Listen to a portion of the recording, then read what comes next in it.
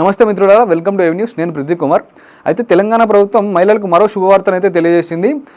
మహిళా సమైక్య సంఘాల ద్వారా ఇంతకు ముందు ఏవైతే పెట్రోల్ బంకులు ప్రభుత్వం ఏర్పాటు చేసిందో ఆ పెట్రోల్ బంకులు సక్సెస్ఫుల్గా అంటే విజయవంతంగా రన్ అవుతున్న కారణంగా ఆ పెట్రోల్ బంకులను ఇంకా మళ్ళీ రాష్ట్ర వ్యాప్తంగా కూడా ఇంకా పెంచాలని చెప్పి ప్రభుత్వం అయితే నిర్ణయం తీసుకుంది. అయితే విషయాల్లోకి వెళ్తే ప్రస్తుత ప్రభుత్వం ప్రయోగాత్మకంగా మహిళా సమైక్యల ఆధ్వర్యంలో ఏర్పాటు చేసిన పెట్రోల్ బంకులు సక్సెస్ఫుల్గా నడుస్తుండడంతో రాష్ట్ర వ్యాప్తంగా మరో 39 ప్రాంతాల్లో కొత్తగా పెట్రోల్ బంకులు ఏర్పాటు చేసేందుకు ప్రభుత్వం సిద్ధమైంది.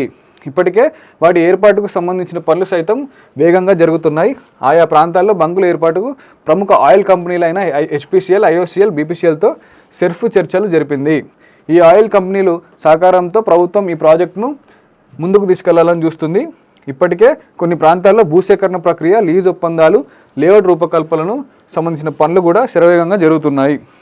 ఆదిలాబాద్, వికారాబాద్, వనపర్తి, ఖమ్మం, కుమరంభీం మరియు హనుమకొండ జిల్లాల్లో ఇప్పటికే స్థలాల్ని గుర్తించడం జరిగింది. నిర్మాణ పనులు కూడా స్టార్ట్ చేయడం జరుగుతుంది.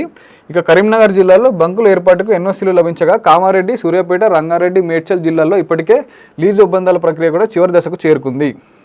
మరికొన్ని ప్రాంతాల్లో national highway authorities of India, fire, police, municipal, revenue శాఖలు నుంచి అనుమతులు తీసుకునే పనులు జరుగుతున్నాయి. వీటిని వీలైనంత త్వరగా పూర్తి చేసి త్వరగా నూతన పెట్రోల్ బంకులను అందుబాటులోకి తీసుకురావాలని అధికారులకు ముఖ్యమంత్రి రేవంత్ రెడ్డి కీలక ఆదేశాలు జారీ చేశారు. అయితే ఇది మిత్రులారా, మహిళా స్వయం సేవక సంఘాలకు సంబంధించిన పెట్రోల్ బంక్ విస్తరణలో ఏదైతుందో దానికి సంబంధించిన న్యూస్ ఇది. అయితే ప్రభుత్వం ఇంకా ఇట్లాంటి ఉపాధి పథకాలు ఎన్నో కూడా తీసుకొచ్చి మహిళలకు చేదోడు వాదోడుగా ఉండాలని చెప్పి ప్రజలు భావిస్తూ ఉన్నారు. Thank you for watching AV news. నేను Prithvi Kumar, signing off. Bye.